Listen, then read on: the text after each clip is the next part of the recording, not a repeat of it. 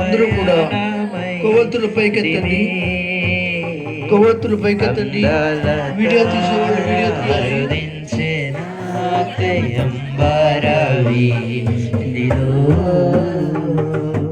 అవతారమూర్తి సయ్యకి అవని చాటుచు క్రీస్తునాడు పుట్టెను, క్రీస్తునాడు పుట్టెను, క్రీస్తునాడు పుట్టెను.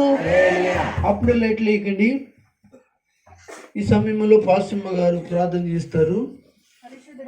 తర్వాత నేను చెప్పినప్పుడు కేక్ కట్ చేద్దరు, కానీ అప్పుడు కేక్ కట్ చేసేటప్పుడు లైట్లు ఎదురు. కానీ అయ్యా, ఈ సమయంలో తండ్రి మంచిగా చక్కగా నేను క్రమముగా జరిగించిన విధాన్ని బట్టి నీకు వందనాలు. క్రీస్తునాడు పుట్టును, క్రీస్తునాడు పుట్టును. దయచేసి ఇంకెవరు కూడా ఒక అర్ధ గంట అలాగ నెమ్మదిగా కూర్చోండి. మీ పక్కనున్న పిల్లల్ని కదపకండి, కదిపితే వాళ్ళు కందిరెగులు. పిల్లలు అంటేనే కదిపితే కందిరెగులు. అటు వెళ్తారు, ఇటు వెళ్తారు, ఏడుస్తారు, చేస్తారు. మనము దేవుని సన్నిధిని ఉన్నాం కనుక బైబిల్ ప్రకారంగా మనము భయభక్తులతో మనమందరం కూడా ఉండాలనేది తెలియజేస్తున్నాను. ఎలిజబెత్, శ్రీవాణి, మిమ్మల్ని ఇద్దరిని దూరంగా ఎందుకు పెడతామంటే అందుకే పెడతాం. మీరు మాట్లాడకూడదు, పిన్ డ్రాప్ సైలెంట్.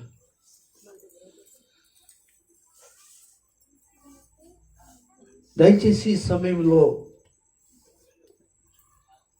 ఈ క్రిస్మస్ వేడుక లేదా కూడిక మనమందరం కూడా ఈ విధంగా కూడుకోవడానికి ప్రభు ఇచ్చిన సహాయాన్ని బట్టి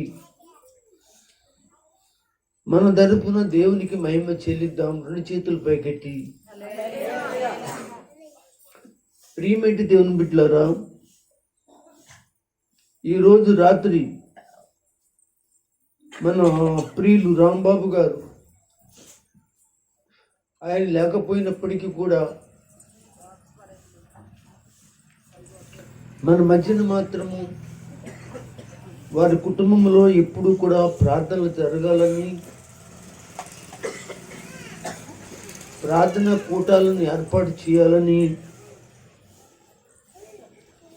ఆయన ఎప్పుడూ కూడా జీవించినంత కాలం కూడా దేవుని యొక్క సన్నిధిలో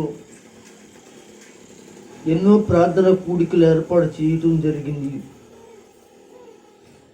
అలాగే డిసెంబర్ నెల వస్తే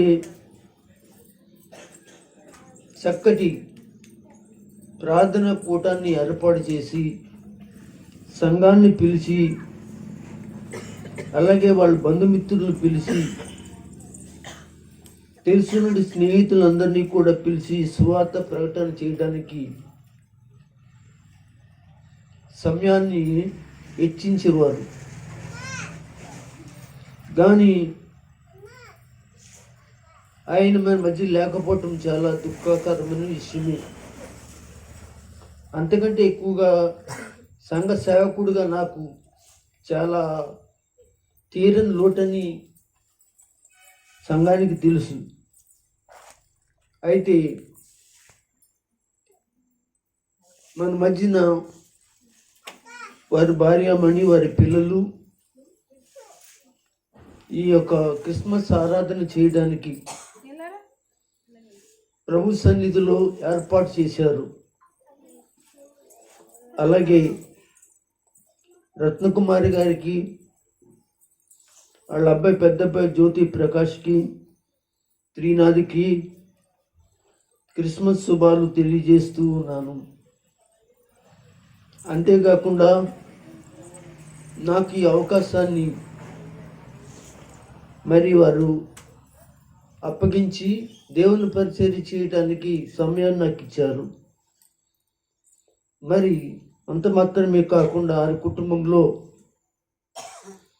రాంబాబు గారు తల్లి గారు, తండ్రి గారు, వారి యొక్క పిన్నమ్మ గారు, వారి యొక్క పిన్నమ్మ గారి యొక్క కుమార్తెలు, రాంబాబు గారి చెల్లెళ్ళు, వారి పిల్లలు, వారి కుటుంబంలో, అలాగే వాళ్ళ వదిన గారు, వాళ్ళ అన్నయ్య గారు, వారి పిల్లలు ఈ ప్రార్థనా కూడికలో ప్రతి సంవత్సరం కూడా కూర్చోవడం, మాతో కలిసి వారు కూడా ఉండటం మాకు సంతోషకరం. వారికి కూడా నా ప్రత్యేకమైన వందనాలు తెలియజేస్తున్నాను. మరి ఎందుకంటే ఈరోజు మనము దేవుని యొక్క వాక్యంలోనికి వెళ్దాం. ప్రభు మనతో మాట్లాడినట్లుగా మనము ఇష్టపడదాం. చక్కటి క్రిస్మస్ పాటలు పాడారు, క్రిస్మస్ ఆరాధన కూడా చేశారు. మన మధ్యన ఒక అరగంట, ఒక 40 నిమిషాల్లో మనము ఈ కార్యక్రమాన్ని ముగించుకోవడానికి ఇష్టపడదాం. నేను ఎప్పుడూ చెప్తున్నాను, క్రిస్మస్ సమయాల్లో సంఘం పెందలకాడ వస్తే మనం పెందలకాడ ముగించుకునేటువంటి అవకాశాలు ఉంటాయి. ఎందుకంటే కొంతమంది ప్రేమ విందు భోజనాల కార్యక్రమం పెట్టుకుంటారు. ఇలాగా వారికి సమయం ఇవ్వాలి కనుక నేను కూడా పెందలకాడి వాక్యాన్ని ముగించి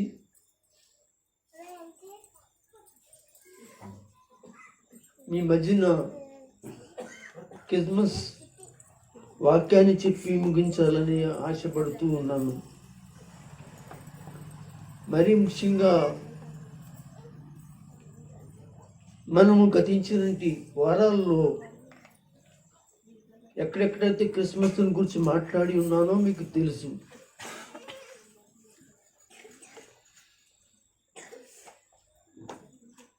ఈ లోకానికి క్రీస్తు ఎందుకు వచ్చాడో అని 2-3 చోట్ల సందర్భాల్లో మాట్లాడడం జరిగింది. క్రీస్తు ఈ లోకానికి ఈ లోకానికి క్రీస్తు ఎందుకు వచ్చాడు అనే సందర్భాలు 2-3 చోట్ల మాట్లాడాను.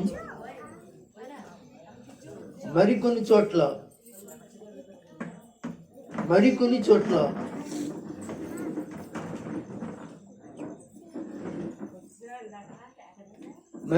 చోట్ల క్రిస్మస్లో క్రీస్తుకు ఒక పాత్రలుగా ఉపయోగపడినట్టు వారు ఉన్నారని నేను మీ మధ్యన ప్రకటన చేయటం జరిగింది.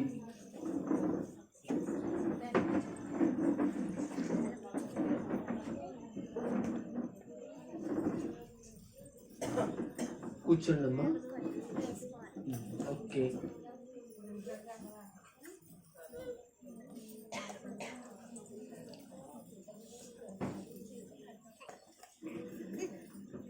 దేవుని యొక్క సన్నిధిలో దేవుని బిడ్డలారా,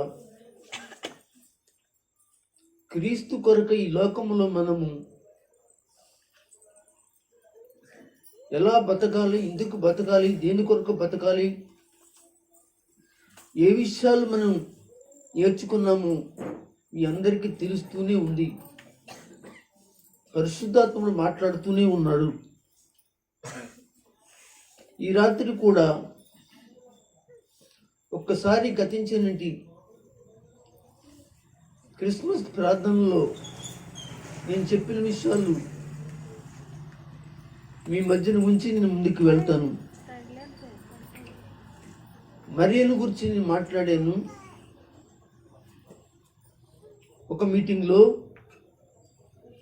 ఆమె దేవుని కొరకు ఒక పాత్ర అని మీతో నేను చెప్పాను. ఆవిడికి ఎలాంటి పాత్ర వహించిందో నేను మీకు చెప్పడం జరిగింది. ఆ తర్వాత యోసేపు అనబడినటువంటి వాడు నీతిమంతుడు. అతడు యేసు ప్రభు వారి యొక్క పుట్టిక విషయంలో కానీ యేసు ప్రభు వారి యొక్క జన్మ విషయంలో కానీ ఎలాంటి పాత్రగా అతడు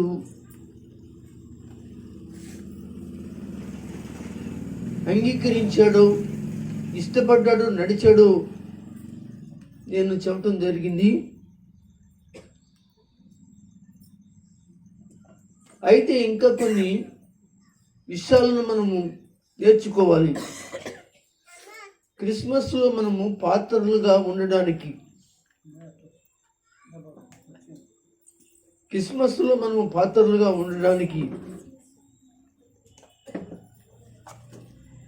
ఈ రాత్రి కాలం ముందు మనం సిద్ధపడుతున్నామా లేదా? యేసు ప్రభు వారిని నమ్మటం కాదు కానీ, యేసు ప్రభుని అంగీకరించడం కాదు కానీ, అంగీకరించిన నీవు, మారు మనసు పొందిన నీవు, బాప్తీసం తీసుకున్న నీవు, యేసు ప్రభు వారి నామంలో ప్రార్థన చేస్తున్న నీవు క్రీస్తు కొరకై ఒక పాత్రగా నీవు ఉన్నావా లేదా? బైబిల్ గ్రంథంలో ఒక విషయాన్ని చదువుకుని మనం ముందుకు వెళదాం. 23వ కీర్తన తీయండి.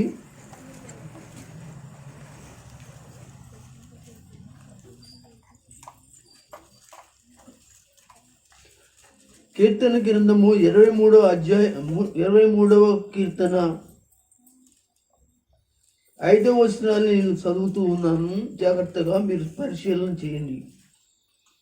23వ కీర్తన 5వ వచనం. నా శత్రువుల ఎదుట నీవు నాకు భోజనము సిద్ధపరిచెదవు, నూనెతో నా తల అంటి ఉన్నావు, నా గిన్నె నిండి పొర్లుచున్నది. దేవునికి మహిమ కలుగును గాక. నా గిన్నె నిండి పొర్లుచున్నది. గిన్నె అన్న, పాత్ర అన్న, కొన్ని చోట్ల పాత్రలు అంటారు, కొన్ని పాత్రలు, మరి కొన్ని చోట్లేమో గిన్నె అంటారు, కొన్ని చోట్లేమో బొచ్చు అంటారు. ఒక్కొక్క చోట ఒక్కొక్క రకంగా పిలుస్తూ ఉంటారు. అయితే రక్షింపబడిన వారికి, రక్షింపబడలేని వారికి, క్రీస్తుని ఎరిగిన వారికి, క్రీస్తుని ఎరగని వారికి కూడా దేవుని వాక్యం ఏం చెప్తుందంటే, నీవు ఒక పాత్రవు, నీవు ఒక పాత్రవు, లేక నీవు ఒక గిన్నెవు. అయితే నువ్వు రక్షించబడిన పాత్రవైతే దేవునికి మహిమ, రక్షింపబడలేని పాత్రవైతే రక్షింపబడాలని కోరుచు ఇక్కడ దావీదు అంటున్నాడు, నా గిన్నె నిండింది. నిండటమే కాకుండా ఆ గిన్నెలో ఉన్నటి ఏముందో అది పొంగి పొర్లుచున్నది అని చెప్తాడు. ఈ రాత్రి దేవుని బిడ్డలారా గమనించండి. క్రిస్మస్లోని పాలు పొందుతున్నట్టు మీరు ఒక పాత్రగా మీ జీవితం దేవుని కొరకు సమర్పించుకున్నారా? దేవుని కొరకు ఉపయోగపడే ఒక పాత్రగా నీవు ఉంటున్నావా అనేదే పరిశుద్ధాత్మ యొక్క పిలుపు, పరిశుద్ధాత్మ యొక్క వర్తమానం, పరిశుద్ధాత్మ యొక్క సందేశం. గనుక ప్రియమైన దేవుని బిడ్డలారా, మరియ తన పాత్రను పోషించింది, యేసోపు తన పాత్రను పోషించాడు అని మనం విన్నాం. అలాగే ఈరోజు గొర్రెల కాపరులు వారి పాత్రను గురించి, వారు ఏ విధంగా దేవుని కొరకు ఒక పాత్రగా జీవించారు అనే విషయాన్ని మనం చెప్పుకుంటాం. అంత మాత్రమే కాకుండా నక్షత్రం కూడా దేవుని విషయంలో, లేక పుట్టిన క్రీస్తు ప్రభు విషయంలో ఒక పాత్ర మనకి కనబడుతుంది. అంత మాత్రమే కాకుండా జ్ఞానులు మరి ఈ లోకానికి వస్తుండే రక్షకుడు గురించి వాళ్ళకు కూడా ఒక సాక్ష్యంగా, ఒక పాత్రగా మనకి కనపడతారు. అంతంత మాత్రమే కాకుండా బైబిల్ గ్రంథంలో క్రిస్మస్లో ఒక దైవ పాత్రలుగా కనపడుతున్న వారిలో సిమ్యోను కూడా ఒక పాత్రగా మనకి కనపడతాడు. అలాగే అన్నా కూడా ఒక పాత్రగా మనకి కనపడుతుంది. అంతంత మాత్రమే కాకుండా ఎలిజబెత్ కూడా ఈ క్రిస్మస్లో ఒక పాత్రగా ఉంటుందని మనం ఆయా సందర్భాలలో వీళ్ళ గురించి మనం ధ్యానం చేయబోతున్నాం, మాట్లాడుకునబోతున్నాం, మనం తెలుసుకోబోతున్నాం. ఆ విషయాల ద్వారా మనం కూడా దేవునికి పాత్రలుగా ఉన్నామా లేదా, బతుకుతున్నామా లేదా అనేటి విషయాలు మనం నేర్చుకుందామని చెప్పి గత కొన్ని ప్రార్థనా కూటాల్లో నేను చెప్పి, అలాగే మరియ పాత్రను గురించి చెప్పాను, యేసూపు పాత్రను గురించి చెప్పాను. ఇప్పుడు మనము గొర్రెల కాపరుల యొక్క పాత్ర ఏమిటి అనే దాని గురించి మనము ఈరోజు ధ్యానం చేయబోతున్నాం. మనకందరికీ తెలిసినది లూకా రాసిన శుభవార్త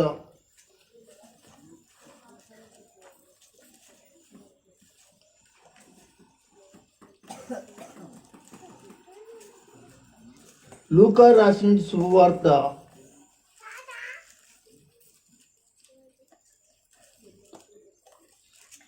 2వ అధ్యాయం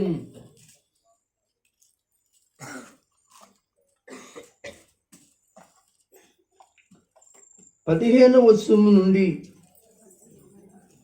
18వ వచనం వరకు మనము చదువుకుందాము. ఒకరు చదివి సహాయం చేయండి.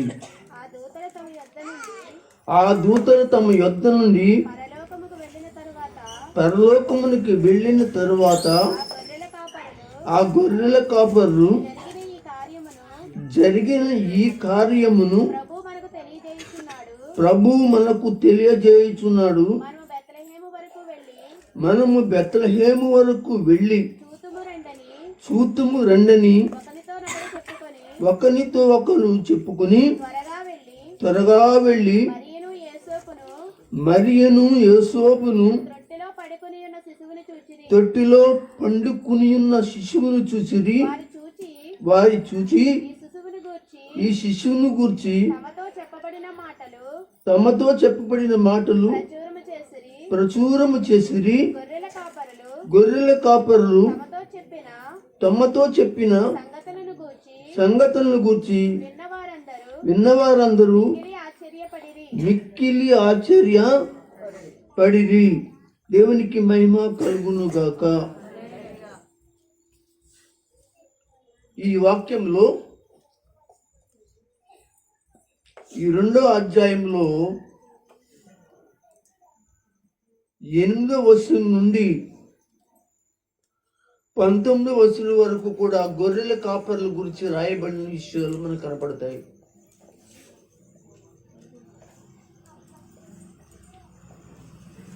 ఇక్కడ మనకి దేవుడు ఏమి నేర్పించాలనుకున్నాడు అంటే, దేవుడు ఏమి చెప్పాలని అనుకున్నాడు అంటే, యేసు ప్రభువారు జన్మించిన పుట్టినరోజున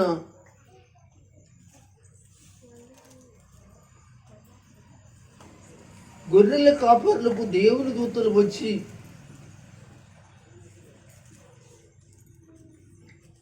ఆ యొక్క దూతలు యేసు యొక్క పుట్టుకను గురించి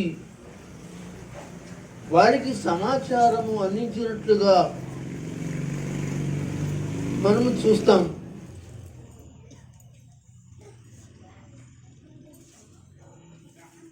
అంతేకాకుండా మత్తయి సువార్తలో మీరు చదవద్దు, యేసు ప్రభువారు పుట్టుకను గురించి జ్ఞానులు మనకి ఆయన గురించి మాట్లాడటం జరుగుద్ది. అయితే మనం ఒక ఆలోచన మనము కలిగిన వారిగా మనం ఉండాలి. ఎన్ని సంవత్సరాల నుంచి, ఎన్ని నెలల నుంచి ఎన్నోసార్లు నువ్వు దేవుని యొక్క వాక్యాన్ని వింటున్నావు, చదువుతున్నావు. ఇది ఎవరి గురించి చెప్తున్నానంటే చర్చికి వచ్చే వాళ్ళ గురించి చెప్తున్నాను. ఈ చెవుని వింటావు, ఈ చెవుని విడిచిపెడతావు. కానీ యేసు ప్రభు వారి యొక్క సంకల్పాన్ని, యేసు ప్రభు వారి యొక్క ఉద్దేశాన్ని, యేసు ప్రభు వారి యొక్క పుట్టుకని, యేసు ప్రభు వారి యొక్క పుట్టుక వలన మనకు కలుగుతున్నటువంటి గొప్ప ఆశీర్వాదాన్ని పూర్తిగా తెలుసుకుని, పూర్తిగా ఆయన జన్మదినం యొక్క వేడుకను చేయడానికి సిద్ధపడిన వారు అతి తక్కువ మంది ఉన్నారని నేను మీకు తెలియజేస్తున్నాను. క్రిస్మస్ అంటే, క్రిస్మస్ రాగానే 25 రాగానే దేవుని బిడ్డలారా, లేక క్రిస్మస్ అనేది ఒక నెల, డిసెంబర్ నెల రాగానే చర్చిలన్నీ కూడా కోలాహలంగా అనేకమైన లైటింగ్స్తో, డెకరేషన్తో, ఇంటింటో ప్రార్థనలతో, మందిరంలో దేవుని యొక్క స్వార్థతో, చక్కటి భోజనాలతో, ఆర్భాటంతో మనకి కనబడుతూ ఉంటుంది. నేను అంటున్నాను, ఆర్భాటం దేవుని కొరకు చేయాలి. మనం చక్కటి లైటింగ్లు పెట్టుకోవాలి, చక్కటి డెకరేషన్ కూడా చేసుకోవాలి. వచ్చిన వారికి లేక నీకు కలిగినట్టు తెలిసిన వారికి, నీ స్నేహితుడికి చక్కటి ఆహ్వానాన్ని ఇచ్చి యేసు పేరిట మంచి ఇందును కూడా ఏర్పాటు చేయాలి. తప్పు లేదు.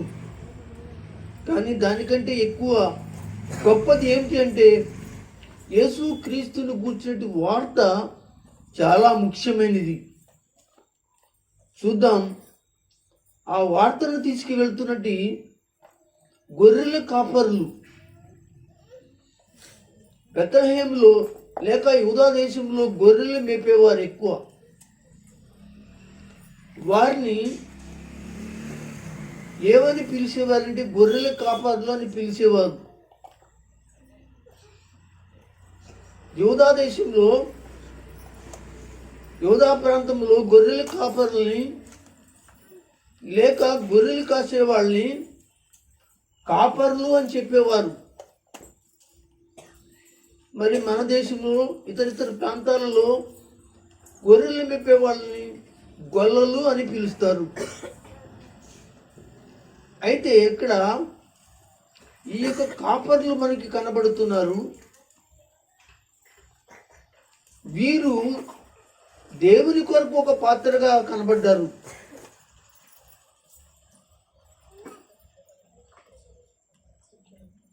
వారు గొర్రెలకు కాపరిగా ఉన్న సమయంలో, గొర్రెలకు కాపరులుగా ఉన్న సమయంలో వారు ఏం చేశారు అని అంటే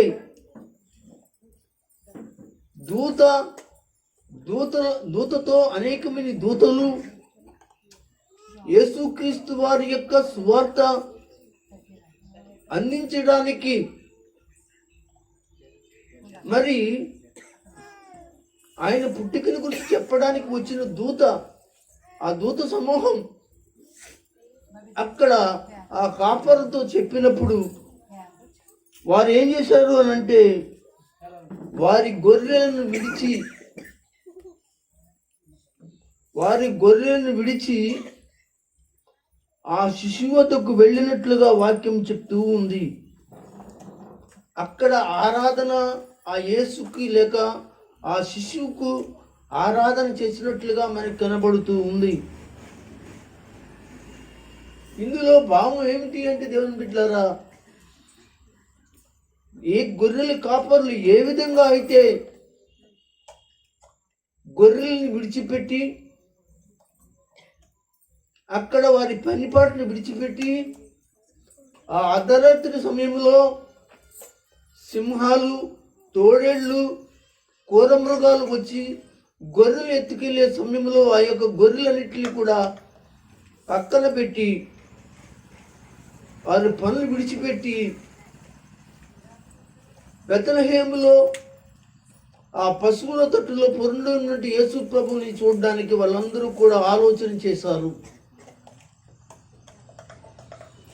దూత చెప్పిన మాట, ఆ దూత వెలుగును గూర్చి, ఆ వార్తను గూర్చి ప్రసారం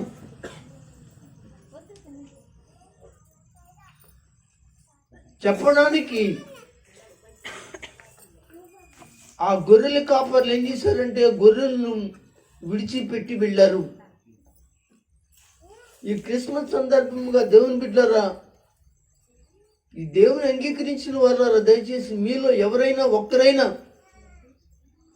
ఆయన వార్తను, ఆయన మాటను చెప్పడానికి క్రిస్మస్ సమయంలో అయినా మీ పనులను, మీ పరిస్థితులను వదులుకుని ఆ యేసు ప్రభుని గురించి చెప్పేటంటి వారు ఎవరైనా ఉన్నారా అనేది పరిశుద్ధాత్మని యొక్క ప్రేరేపణ. గనుక జాగ్రత్తగా మనం ఆలోచన చేస్తే దేవుని బిడ్డలారా, ఆ ఊర్లో అంతమంది పెద్ద పెద్ద వాళ్ళందరూ ఉంటూ ఉండగా, పెద్ద పెద్ద వాళ్ళందరూ కూడా అక్కడ ఉంటూ ఉండగా దూత కనపడి లోకరక్షకుడు, లోకానికి లోకరక్షకుడైన వాడు, ఆయన బెత్లెహేములో దావీదు పట్టణమున పుట్టాడని ఆ యొక్క విద్య లేని ఆ గొర్రెల కాపర్లకే ఆ విషయాన్ని తెలియజేయవలసిన అవసరత ఎందుకు వచ్చింది? పెద్ద పెద్ద వాళ్ళకి చెప్తే మన గ్రామాల్లో కానీ మన పట్టణాల్లో కానీ ఏదైనా అవసరం కలిగిందనుకోండి, మనం వెళ్ళి వాళ్ళు అడిగినప్పుడు మన మాట వినలేదనుకోండి, అప్పుడు మనం ఏం చేస్తామంటే పెద్దవాళ్ళ దగ్గరికి వెళ్ళి లేక వాళ్ళ ద్వారా రికమెండేషన్ చేసుకుని మన పని ఏంటో పూర్తి చేసుకుంటాం. ఇలాగ పెద్దవాళ్ళ ద్వారా జరుగుద్ది, పెద్దవాళ్ళ ద్వారా కార్యక్రమం జరుగుతుంది. ఏమండి, ఆలోచన చేయండి. అయితే ఇక్కడ వీళ్ళు పెద్దవాళ్ళు ఎవరు కాదు, వీళ్ళు గొప్పవాళ్ళు ఏం కాదు. గొర్రెలు కాసుకునేటువంటి ఒక పామరులు, చదువు లేని వాళ్ళు, ఒక మాటలో చెప్పాలంటే జ్ఞానం లేని వాళ్ళు. వీళ్ళ మాట ఎవరు వింటారు? వీళ్ళు చెప్పేది ఎవరు పట్టించుకుంటారు? అదే పెద్ద పెద్ద వాళ్ళ దగ్గరికి వెళ్ళి దూత దావీదు పట్టణమందు ఈ లోకానికి లోకరక్షకుడును దావీదు పట్టణమందు ఆయన పుట్టి ఉన్నాడు, దీనికి ఇదే ఆనవాలో, మీరు వెళ్ళండి, చూడండి, నమ్మండి, 10 మందికి చెప్పండి అని పెద్దవాళ్ళతో చెప్పాలి. చెప్తే పని అవుతుంది. కానీ అలా జరగలేదే, అలా కనపడతలేదు ఇక్కడ. అంటే దేవుని బిడ్డలారా, దేవుడు ఒక సామాన్య వ్యక్తిని వాడుకోవాలనే ఉద్దేశం, సామాన్యమైన వ్యక్తిని వాడుకోవాలని నేను మీతో చెప్పాను కదా. ఎక్కడ చెప్పాను?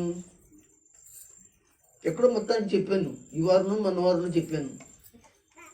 ఏమని చెప్పానంటే, ఎండి పాత్రలను, బంగారు పాత్రలను, మట్టి పాత్రలను, చెక్క పాత్రలను, కొన్నేమో ఘనత కొరకు, కొన్నేమో ఘనహీనత కొరకు అని చెప్పడం జరిగింది. ఆదివారం చెప్పానండి, ఆదివారం చెప్పాను క్రిస్మస్ గురించి మాట్లాడుతూ. అంటే దేవుడు వాడుకోవడానికి పెద్ద పెద్దవారే అక్కర్లా,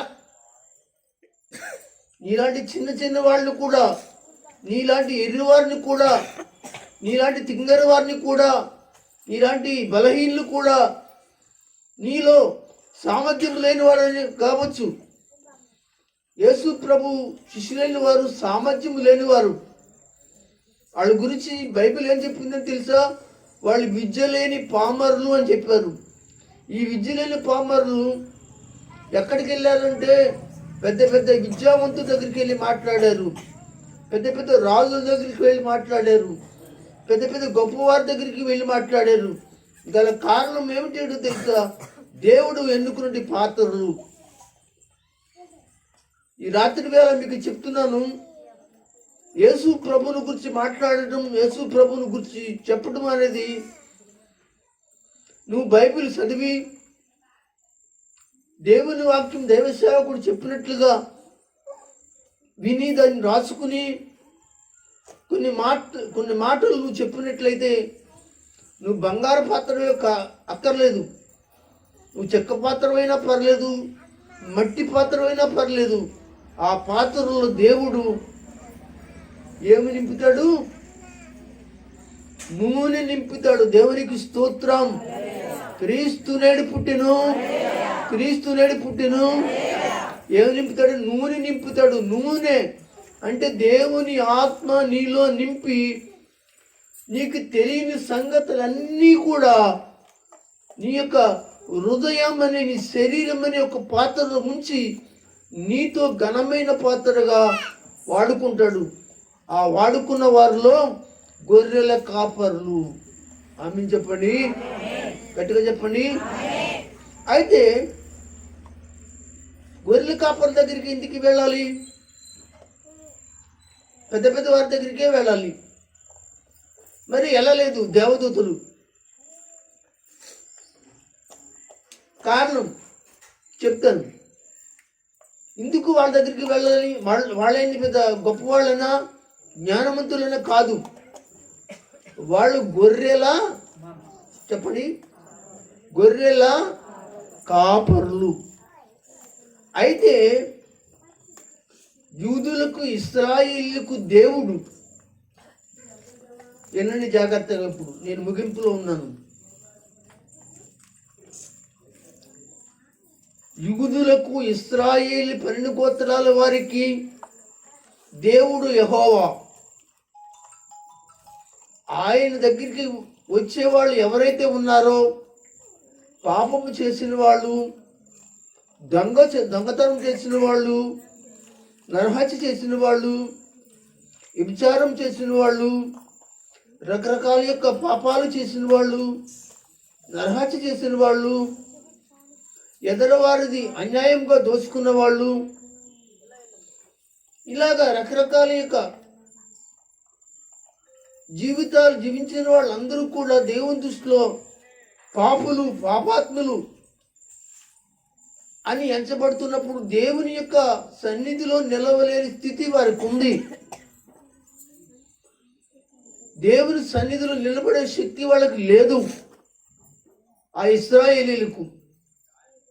అప్పుడు దేవుడు ఏం చేశాడంటే తన ప్రజలైన ఇశ్రాయేలీలకు ఒక కట్టడి విధించాడు. జాగ్రత్తగా వినాలి. ఒక కట్టడి విధించాడు, ఒక విధి విధించాడు. మీరు నా దగ్గరికి రావాలంటే యెషయా గ్రంథ ప్రకారంగా 59వ అధ్యాయం ప్రకారంగా దేవుని ఎదుట వారి పాపములు కనబడుతున్నాయని రాయబడింది. చదవనక్కర్లేదు. దేవుని ఎదుట వారి యొక్క పాపములు కనబడుతున్నాయట. అందుకని మీరు నా దగ్గరికి వచ్చినప్పుడు నేను మీతో మాట్లాడడానికి, మీ పాపాలు క్షమించడానికి, మీ అతిక్రమాలు క్షమించడానికి, మీ దోషాలన్నీ కడగడానికి నేను ఒక నిబంధన నియమిస్తున్నాను అని పాత నిబంధన గ్రంథంలో, నిర్గమకాండంలో, సంఖ్యాకాండంలో, ద్వితీయోపదేశ కాండంలో, లేవి కాండాలలో చూస్తే ఒక ఇదిని ఆయన నిర్వహించడం జరిగింది దేవుడు. అదేంటంటే బలి అర్పణ. అందరూ స్తోత్రం చెప్పండి. క్రీస్తు నేడు పుట్టిను. గట్టిగా చెప్పండి, క్రీస్తు నేడు పుట్టిను. బలి అర్పణ.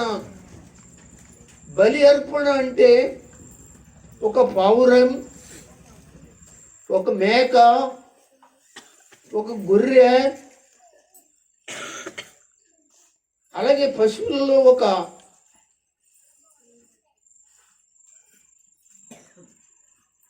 కోడెదూడ, ఇలాంటి వాటిని తీసుకుని నా దగ్గరికి వచ్చి లేవీడైన యాజకుడైన ఒక ధర్మశాస్త్రము నడిపించే వ్యక్తి ఒక ఆయన ఉంటాడు. ఆయన బలి అర్పణ చేస్తాడు. నీ పాపాలు క్షమించబడటానికి బలి అర్పించడానికి ఒక అనగా కోడిని తీసుకురండి. అంటే కోడి అంటే మన ఇంట్లో ఉన్న కోళ్ళు కదండి. కోడి అంటే గేదె కానీ లేక ఆవు కానీ మగదానిలో అనగా ఒక చిన్న మగది అనమాట అండి. ఆవు కానీ ఇలాగ గొర్రెలు కానీ మేకలు కానీ పావురాలు కానీ ఇవన్నీ కూడా మీ పాప క్షమార్పణ నిమిత్తమై ఆ యొక్క దాని మీద చేతులుంచి నువ్వు తప్పు చేసినట్టు తప్పుకి అనగా దాని మీద ఏం చేస్తారంటే చేతులుంచి ప్రార్థన చేస్తారు. ప్రభువా, ఇతడు చేసినటి తప్పులు అపరాధములు ఇదిగో ఈ యొక్క కోడి మీద, ఈ మేక మీద, ఈ గొర్రె మీద, ఈ పౌరం మీద చేతుల నుంచి ప్రార్థన చేస్తున్నాను. అంటే నువ్వు చేసిన పాపాలన్నీ కూడా దేని మీద మోపడుతున్నాయి? పశువు మీద మోపడుతున్నాయి. అంటే నీ పాపాలు తీయబడుతున్నాయి. నీ పాపాల కొరకు ఏం చేయబడుతున్నాయి? అది బలైపోతుంది, రక్తం కారుస్తుంది. అంటే దేవుని దగ్గరికి వచ్చినప్పుడు, దేవునితో కలుసుకున్నప్పుడు, దేవునితో మాట్లాడేటప్పుడు, దేవుని నీతో మాట్లాడాలి, నిన్ను క్షమించాలంటే నువ్వు రక్తం ఒలికించాలి. దేవునికి స్తోత్రం. అందరూ కూడా చెప్పండి. యోహాను సువార్తలో ఒక మాట ఉంది కదా, ఇదిగో లోక పాపములు మోసుకుని వెళ్ళు దేవుని గొర్రె పిల్ల. ఆ గొర్రె పిల్ల ప్రభు అయిన యేసు 2000 సంవత్సరాల కిందట ఈ లోకానికి వచ్చి యెరూషలేములో ఆయన గొల్గొతా కొండ మీద బలి అయినట్లుగా లోక పాపములన్నింటినీ కూడా, లోకములో ఉన్న ప్రతి ఒక్కరి పాపాన్ని క్షమించడానికి ఆయన ఒక్కడే పుణ్యమూర్తిగా జన్మించి బలి అయ్యి ఆయన రక్త ప్రోక్షణ ఏమైందని తెలుసా? లోకం మీద లోక కళ్యాణం జరిగింది. దేవునికి స్తోత్రం. అయితే మనం అసలు విషయంలోకి వద్దాం. ఆ దూతలు గొర్రెల కాపుల దగ్గరికి ఎందుకు రావాలి? ఒక్కసారి మీరు ఆ 2వ అధ్యాయం తెరవండి.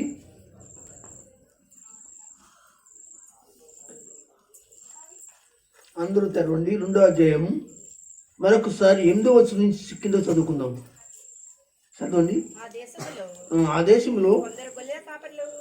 దేశంలో కొందరు గొర్రెల కాపరులు పొలములో ఉండి రాత్రి వేళ తన మందను కాచుకొనుచుండగా ప్రభువు దూత వారి వద్దకు వచ్చి, ఇక్కడ ప్రభువు దూత కనబడుతుంది కదండి. ఆ ప్రభు దూత ఎవరంటే గబ్రియేలు దూత. అతడు ఒక ప్రధాన దూత అండి. ఆ ప్రధాన దూతకి అనేకమంది దూతలు ఉంటాయి. ఆ ప్రధాన దూతతో కూడా కొన్ని దూతలు కూడా కిందకి వచ్చాయి. చదువుదాం. ప్రభువు దూత వారి యొద్దకు వచ్చి నిలిచెను. ప్రభువు మహిమ వారి చుట్టూ ప్రకాశించినందున వారి మిక్కిలి భయపడిరి. అవును, ఇక్కడ మిక్కిలి భయపడారంటే ఎవరు భయపడిన వాళ్ళంటే ఆ యొక్క పొలములో అర్ధరాత్రి వేళ ఆ దూత వెలిక్కి, ఆ దూతల వెలిక్కి, ఆ సమూహం వెలిక్కి, ఆ వెలుగును చూడగానే వాళ్ళకి ఏం కలిగిందంటే భయం కలిగింది. భయం కలగగానే వాళ్ళందరూ కూడా జడిచారు. అయితే భయపడొద్దని ఆ దూత చెప్తాం జరిగింది.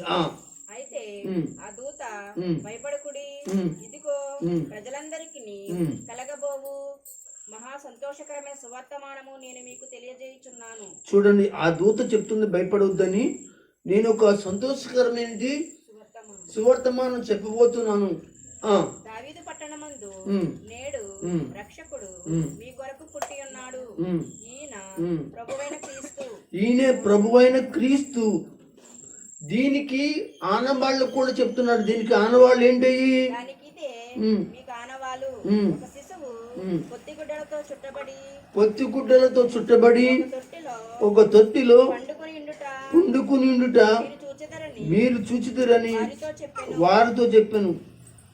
ఆ తర్వాత ఏం జరిగింది? వెంటనే ఆ దూతతో పాటు పరలోక సైన్య సమూహం అనబడిన దూతలందరూ కూడా కూడి సర్వోన్నతమైన స్థలములో దేవునికి మహిమయు ఆయనకి ఇష్టమైన మనుషులకు భూమి మీద సమాధానము కలుగును గాక అని దేవునికి స్తోత్రములు చేసిరి.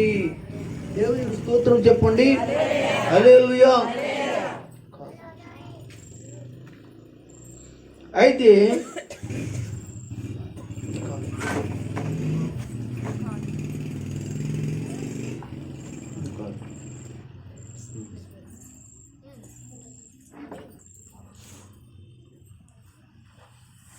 దయచేసి గమనించండి. ఇక్కడ ఎంత ఇంటి చదివిస్తున్నారంటే దేవదూతలు ఆ కాపర్లకి కనపడతాము. వాళ్ళందరూ కూడా రావటం 15వ వచనం నుంచి 19వ వచనం వరకు కూడా మనకి కనపడుతుంది. వారు వచ్చి పశువుశాలలో లేక ఆ తొట్టిలో పొరున్న బిడ్డను చూసి యేసు ప్రభు ఏం చెప్పాడు, ఆ దూతలు ఏం చెప్పాయో చెప్పడానికి వాళ్ళు వెళ్ళి ఆ విషయం అంతా కూడా చెప్పడం జరిగింది. అందరూ చాలా సంతోషించారు. దేవునికి స్తోత్రం. అయితే ఇక్కడ కాపర్లకే ఇంటికి వెళ్ళాలి, కాపర్ల దగ్గరికి ఇంటికి వెళ్ళాలి అని మనకి చెప్పుకుంటున్నాం. ధర్మశాస్త్ర ప్రకారంగా దేవాలయంలోకి వెళ్ళే పాపులు అందరూ కూడా ఎవరైతే ఉన్నారో పాత నిబంధనలో వారు చేసిన పాపాలకు ఒక బలియాగం జరగాలి. అది గొర్రె కానీ ఏదో ఒకటి. కనుక ఆ గొర్రెలు ఎక్కడ దొరుకుతాయి? ఇప్పుడు చెప్పండి మీరు. గొర్రెలు ఎవరి దగ్గర దొరుకుతాయి? గొర్రెల కాపర్ దగ్గరికి దొరుకుతాయి. అంటే వీళ్ళు ఎక్కడికి వెళ్ళినా గొర్రెల కాపర్ దగ్గరికి వెళ్ళాలి. అయితే వాళ్ళ దగ్గరికి వెళ్ళినప్పుడు గొర్రెలు వాళ్ళ దగ్గర ఉంటాయి. ఆ గొర్రెలు కొనుక్కుని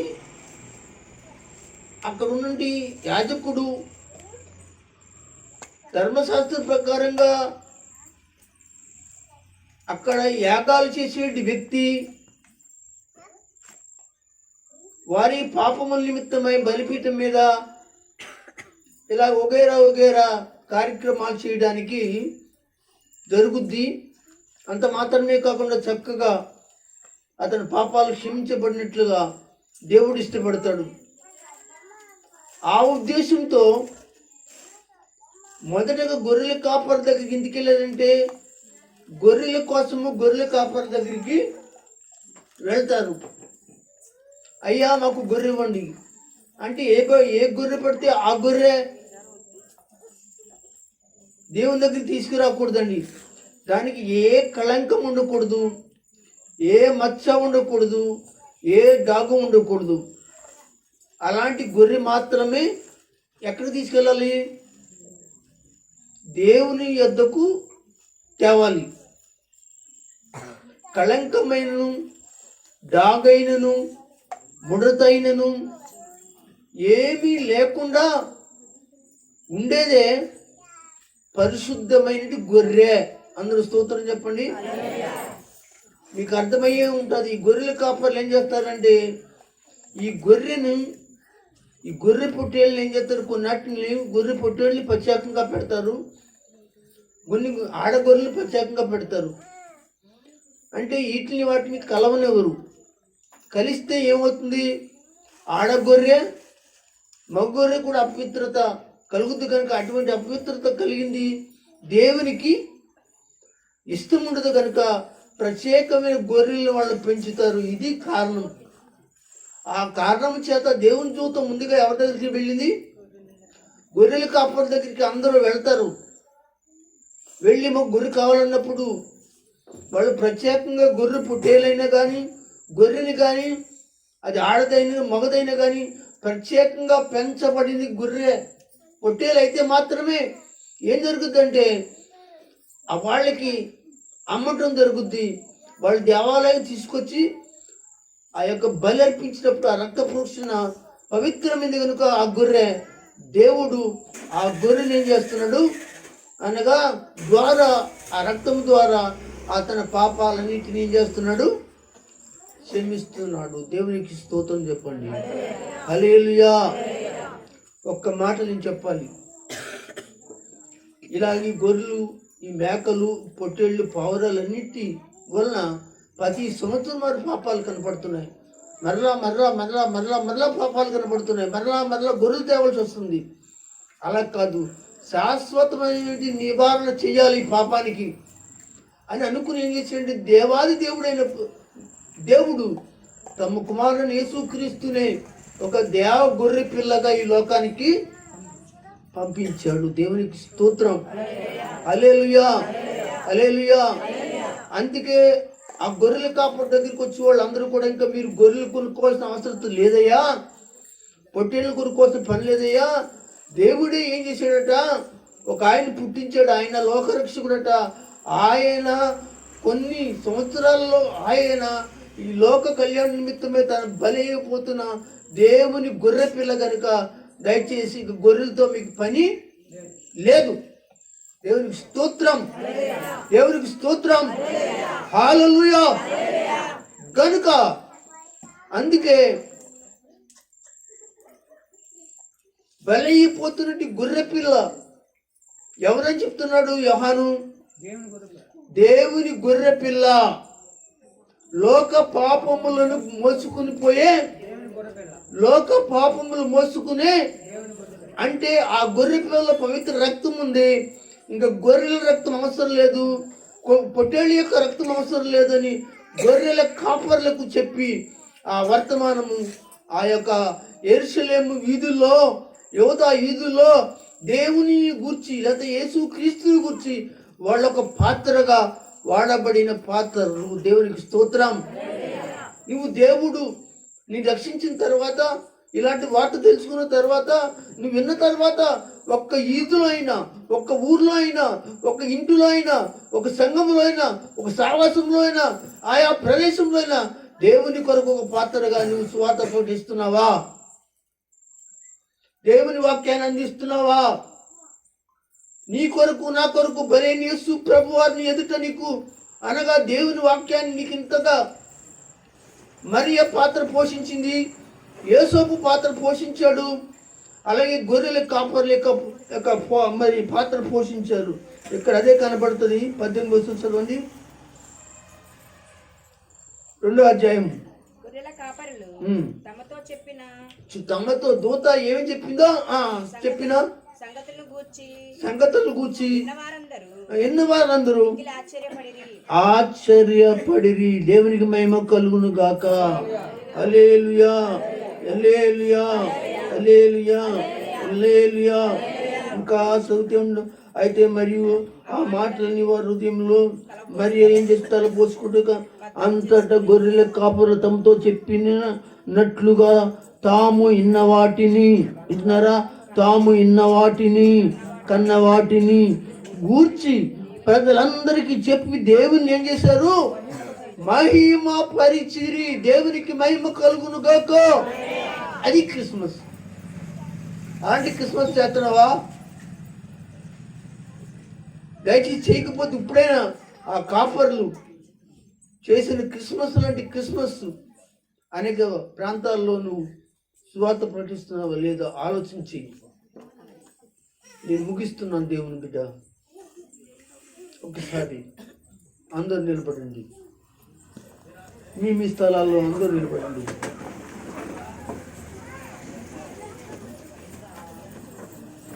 అందరూ కూడా ఒకసారి తీయండి. సహోదరులారా, వర్తమాన సహోదరి సహోదరులారా, చేతులు పైకెత్తండి. ఈ క్రిస్మస్లో నీ పాత్ర ఏమిటి? క్రిస్మస్లో నీ పాత్ర ఏమిటి? క్రిస్మస్లో నీ పాత్ర ఏమిటి? క్రిస్మస్లో నీ యొక్క పరిస్థితి ఏమిటి? దయచేసి